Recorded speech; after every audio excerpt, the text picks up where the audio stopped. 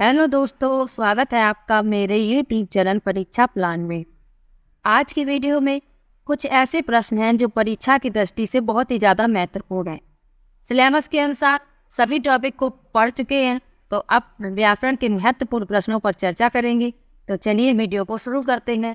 Video शुरू करने से पहले एक रिक्वेस्ट है कि वीडियो को लाइक और चैनल को सब्सक्राइब करना ना भूलें।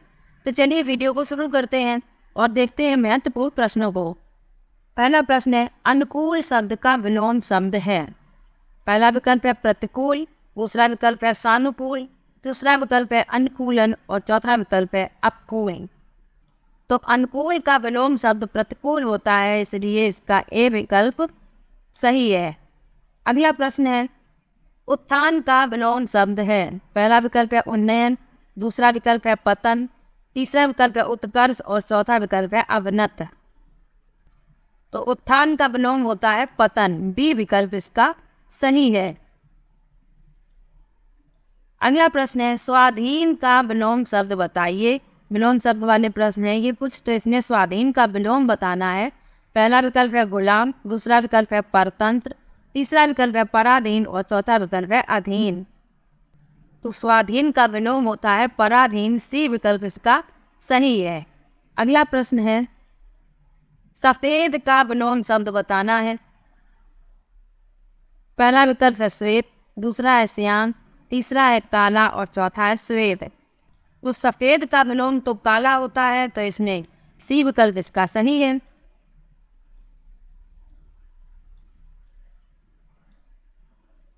अगला प्रश्न है, अनुरूक्त का विलोम बताइए। अनुरूक्त का विलोम बताना है। पहला विकल्प है आसक्त, दूसरा विकल्प है विरक्त, तीसरा विकल्प है उक्ति और चौथा विकल्प है विज्ञप्ति। तो अनुरूक्त का विलोम क्या होता है? विलोम शब्द होता है विरक्ति, बी विकल्प इसका सही है। पहले कुछ विलोम शब्द के प्रश्न हैं, 10-12 प्रश्न विलोम शब्द के हैं, फिर उसके बाद पर्यायवाची संधि सभी के प्रश्न हैं व्याकरण से संबंधित। अगला प्रश्न है, स्वप्न का विलोम बताइए। स्वप्न का विलोम बताना है। विकल्प ए है निद्रा, विकल्प बी है जागरण, विकल्प सी है ध्यान और विकल्प डी है मनन। तो स्वप्न का विलोम होगा जागरण, बी विकल्प इसका सही है। अगला प्रश्न है, सुख शब्द का विलोम नीचे दिए गए विकल्पों में से बताइए। सुख का विलोम बताना है। पहला विकल्प है कष्ट, दूसरा विकल्प है परेशानी, तीसरा विकल्प है दुख और चौथा विकल्प है आंसू। तो सुख का विलोम होता है दुख, सी विकल्प इसका सही है। अगला प्रश्न है, समान का विलोम शब्द है। पहला विकल्प है सामना, दूसरा विकल्प है असमानता, तीसरा विकल्प है सामान और चौथा विकल्प है असमान। तो समान का विलोम होगा असमान, डी विकल्प इसका सही होगा। आकर्षण का विलोम शब्द है। पहला विकल्प है उत्कर्ष, दूसरा विकल्प है विकर्षण, तीसरा विकल्प है गुरुत्वाकर्षण और चौथा विकल्प है संघर्षण। तो आकर्षण का विलोम होगा विकर्षण। अगला प्रश्न है, जिसे जीता ना जा सके। वाक्यांश के लिए एक शब्द बताना है। तो जिसे जीता ना जा सके उसके लिए कौन सा शब्द प्रयुक्त हुआ है? तो पहला विकल्प है अजय, दूसरा विकल्प है अखंड, तीसरा विकल्प है अमर और चौथा विकल्प है दिव्य। तो जिसे जीता ना जा सके उसके लिए अजय शब्द का प्रयोग होता है। अजय शब्द प्रयुक्त होता है, इसलिए पहला विकल्प इसका सही है। अगला प्रश्न है, निश्चीन शब्द में कौन सी संधि है? पहला विकल्प है स्वर, दूसरा विकल्प है व्यंजन, तीसरा विकल्प है विसर्ग और चौथा विकल्प है दीर्घ। तो निश्चीन में संधि बतानी है, कौन सी संधि है? तो इसमें विसर्ग संधि है, सी विकल्प इसका सही है। अगला प्रश्न है, निम्न में से बादल का पर्यायवाची शब्द नहीं है। पहला विकल्प है जलद, दूसरा विकल्प है घन, तीसरा विकल्प है पयोधर और चौथा विकल्प है जलज। तो जलद, घन ये सभी बादल के पर्यायवाची हैं, लेकिन नहीं यह पूछा गया है, इसलिए डी विकल्प सही होगा। जलज बादल का पर्यायवाची नहीं है।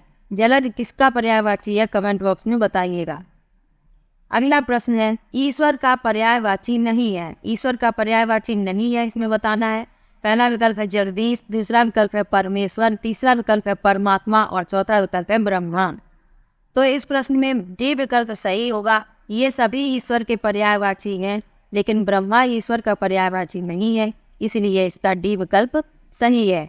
अगला प्रश्न है, समान का विलोम शब्द है।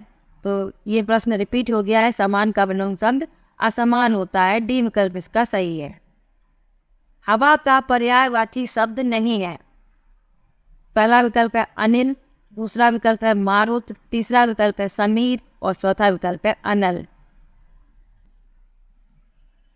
तो अनिल, मारुत, समीर ये सभी हवा के पर्यायवाची हैं, लेकिन अनल जो है वो आग का पर्यायवाची होता है, इसलिए डी विकल्प इसका सही है। नहीं यह पूछा गया है, इसलिए इसका डी विकल्प सही है। अगला प्रश्न है, पूर्वाग्रह का संधि विच्छेद है। पूर्वाग्रह का संधि विच्छेद बताना है। पहला विकल्प है पूर्व धन ग्रह, दूसरा है पूर्वाधन ग्रह, तीसरा विकल्प है पूर्व धन आग्रह और चौथा विकल्प है पूर्व धन आधन ग्रह। तो पूर्वाग्रह का संधि विच्छेद होगा पूर्व धन आग्रह, सी विकल्प इसका सही है। अगला प्रश्न है, आकर्षण का विलोम शब्द है। ये भी रिपीट हो गया है प्रश्न। आकर्षण का विलोम शब्द है विकर्षण। हिंदी किस लिपि में लिखी जाती है? पहला विकल्प है ब्राह्मी, दूसरा विकल्प है देवनागरी, तीसरा विकल्प है खरोष्टी और चौथा विकल्प है गुरमुखी।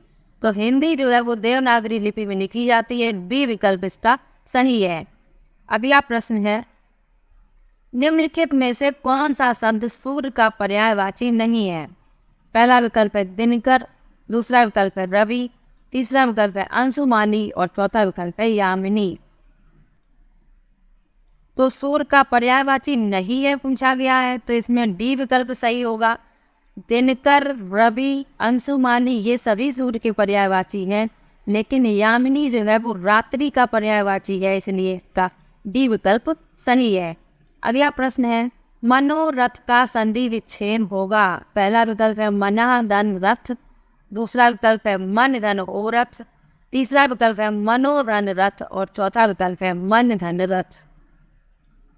तो मनोरथ का संधि विच्छेद होगा मना धन रथ, ए विकल्प इसका सही है और इसमें विसर्ग संधि है। तो मनोरथ का संधि विच्छेद याद रखिएगा मना धन रथ है। अगला प्रश्न है, विद्यार्थी उदाहरण है। किस संधि का उदाहरण है विद्यार्थी? पहला विकल्प है वृद्धि स्वर संधि, दूसरा है गुण स्वर संधि, तीसरा है व्यंजन संधि और चौथा है दीर्घ स्वर संधि।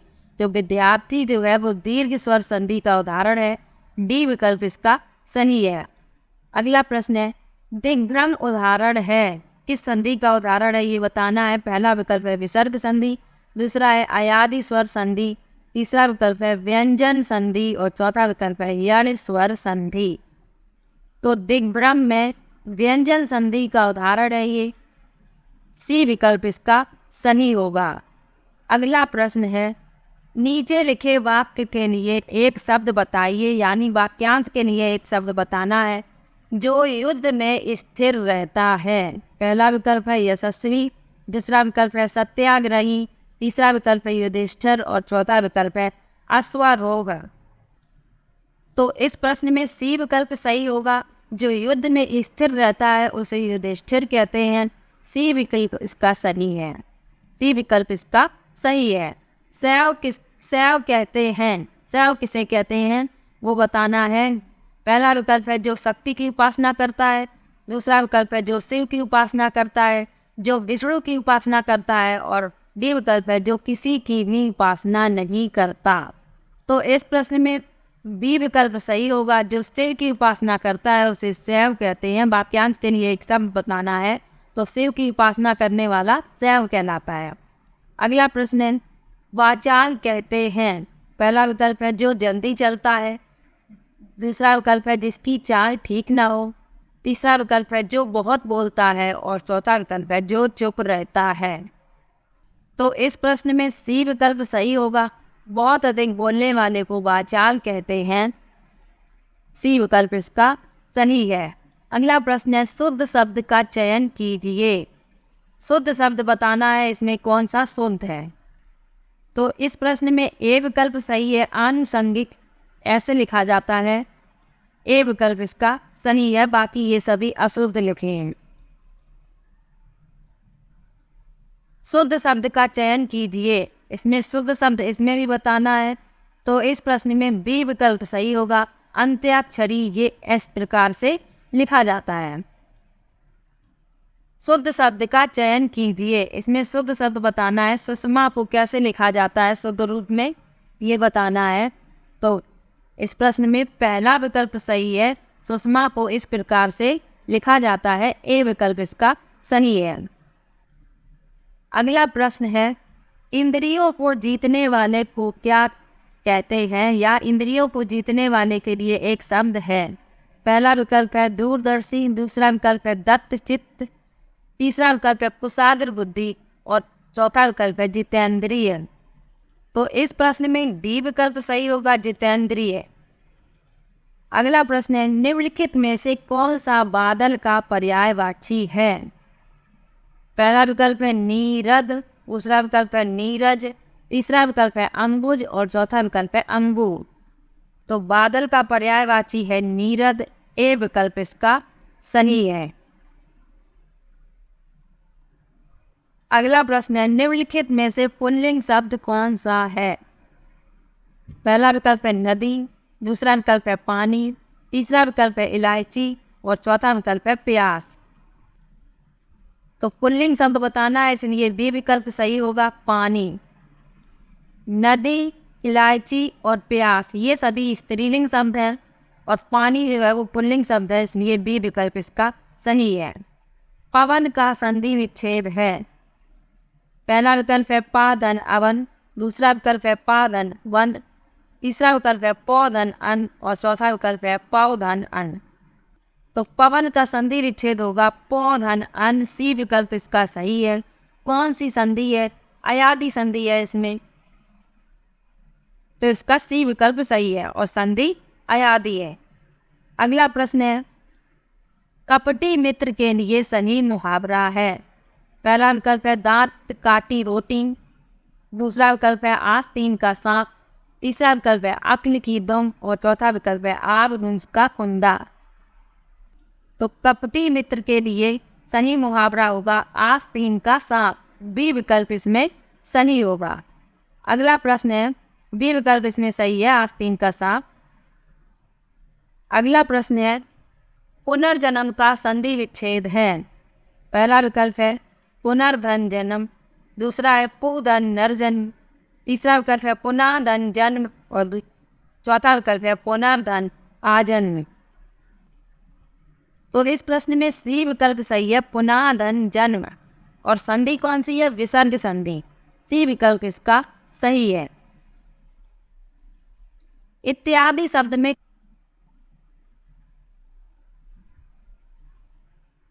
इत्यादि शब्द में कौन सी संधि है।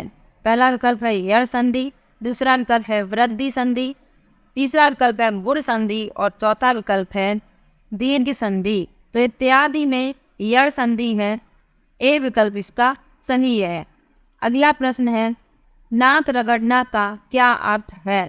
पहला विकल्प है नाक में चोट लगना, दूसरा विकल्प है इज्जत देना, तीसरा विकल्प है दीनता पूर्वक प्रार्थना करना और चौथा विकल्प है चापलूसी करना। तो नाक रगड़ना का अर्थ है दीनता पूर्वक प्रार्थना करना, सी विकल्प इसका सही है।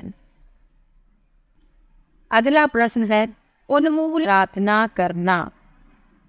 अगला प्रश्न है, उन्मूलन का विलोम क्या है। पहला विकल्प है उत्थान, दूसरा विकल्प है उत्कर्ष, तीसरा विकल्प है रोपण और चौथा विकल्प है अवनति। तो इस प्रश्न में सी विकल्प सही है, उन्मूलन का विलोम होता है रोपण। अगला प्रश्न है, कालिंदी का पर्यायवाची क्या है। पहला विकल्प है सरस्वती, दूसरा विकल्प है लक्ष्मी, तीसरा विकल्प है गंगा और चौथा विकल्प है यमुना। तो कालिंदी का पर्यायवाची है यमुना, बी विकल्प इसका सही है। अगला प्रश्न है, कार्य के आरंभ में ही विघ्न पड़ना किस मुहावरे का अर्थ है? पहला विकल्प है सिर मारना, दूसरा विकल्प है सिर पर सहरा बंधा होना, तीसरा विकल्प है सिर मुड़ाते ही ओले पड़ना और चौथा विकल्प है सिर पर शैतान सवार होना। तो इस प्रश्न में सी विकल्प सही है, सिर मुड़ाते ही ओले पड़ना। तो इसका अर्थ होता है कि कार्य के आरंभ में ही विघ्न पड़ना। अगला प्रश्न है कवि का स्त्रीलिंग है। कवि का स्त्रीलिंग होता है कवित्री, ये याद रखना है, कई बार ये प्रश्न पूछा जा चुका है। अगला प्रश्न है तरड़ी का पर्यायवाची शब्द है। पहला विकल्प है सूर्य, दूसरा विकल्प है नाम, तीसरा विकल्प है युवती और चौथा विकल्प है नदी। तो तरड़ी का पर्यायवाची शब्द सूर्य है, याद रखिएगा इसको, इम्पोर्टेंट प्रश्न है। तरड़ी का पर्यायवाची सूर्य है। मीन का पर्यायवाची शब्द है। पहला विकल्प है सिखी, दूसरा विकल्प है सापक, तीसरा विकल्प है विभावरी और चौथा विकल्प है मत्स्य। तो मीन का पर्यायवाची मत्स्य होता है, डी विकल्प इसका सही है। अगला प्रश्न है अनुपम का पर्यायवाची शब्द है। पहला विकल्प है स्वर्गीय, दूसरा विकल्प है लौकिक, तीसरा विकल्प है पार्थिव और चौथा विकल्प है अद्वितीय। तो अनुपम का पर्यायवाची है अद्वितीय, डी विकल्प इसका सही है। अगला प्रश्न है कान का कच्चा होने का अर्थ है। पहला विकल्प है कम सुनना, दूसरा विकल्प है सुनी बात पर विश्वास करना, तीसरा विकल्प है दूसरे की बात मानना और चौथा विकल्प है कान का कमजोर होना। तो कान का कच्चा होने का अर्थ है सुनी बात पर विश्वास करना, बी विकल्प इसका सही है। अगला प्रश्न है एकल का विलोम शब्द है। पहला विकल्प है बहुल, दूसरा विकल्प है पर्याप्त, तीसरा विकल्प है उपयुक्त और चौथा विकल्प है अकेला। तो एकल का विलोम होता है बहुल, ए विकल्प इसका सही है। अगला प्रश्न है दर्प का पर्यायवाची कौन सा है। पहला विकल्प है तिरस्कार, दूसरा विकल्प है अहंकार, तीसरा विकल्प है व्यथा और चौथा विकल्प है स्वाभिमान। तो दर्प का पर्यायवाची बताना है तो इसमें बी विकल्प सही है। दर्प का पर्यायवाची होता है अहंकार, घमंड, ये सभी दर्प के पर्यायवाची हैं, तो इसमें बी विकल्प सही है। अभिमान भी होता है तो बी विकल्प इसका सही है। मन को हरने वाला वाक्य के लिए नीचे दिए गए विकल्प में से एक शब्द चुनिए। पहला विकल्प है मर्मांतक, दूसरा विकल्प है मनोहर, तीसरा विकल्प है मदमस्त और चौथा विकल्प है मदमयी। तो मन को हरने वाला मनोहर होता है, बी विकल्प इसका सही है। अगला प्रश्न है गागर में सागर भरना मुहावरे का अर्थ है। पहला विकल्प है दोहों की रचना करना, दूसरा विकल्प है थोड़े में बहुत कहना, तीसरा विकल्प है बहुत बोलना और चौथा विकल्प है कम बोलना। तो गागर में सागर भरने का अर्थ है थोड़े में बहुत कहना, बी विकल्प इसका सही है। अगला प्रश्न है शुद्ध वर्तनी का चयन कीजिए। इसमें शुद्ध बताना है कौन सा शब्द शुद्ध है। तो शुद्ध वर्तनी इसमें सी विकल्प सही है। इस प्रकार से लिखा जाता है महत्वाकांक्षा, सी विकल्प इसका सही है। अगला प्रश्न है उत्थान का विलोम है। उत्थान का विलोम है पतन, ए विकल्प इसका सही है। तो ये हिंदी व्याकरण के महत्वपूर्ण 50 प्रश्न थे। सिलेबस के अनुसार सभी टॉपिक को पढ़ाया जा चुका है। संधि, विलोम शब्द, पर्यायवाची, वाक्यांशों के लिए एक शब्द, लिंग, समश्रुत व्यंग्यार्थक शब्द और मुहावरे, इन सब की वीडियो आ चुकी है। आप लोग वीडियो को देख सकते हैं। वीडियो कैसा लगा कमेंट बॉक्स में ज़रूर बताइएगा। वीडियो को लाइक और चैनल को सब्सक्राइब करना मत भूलिएगा। Thank you.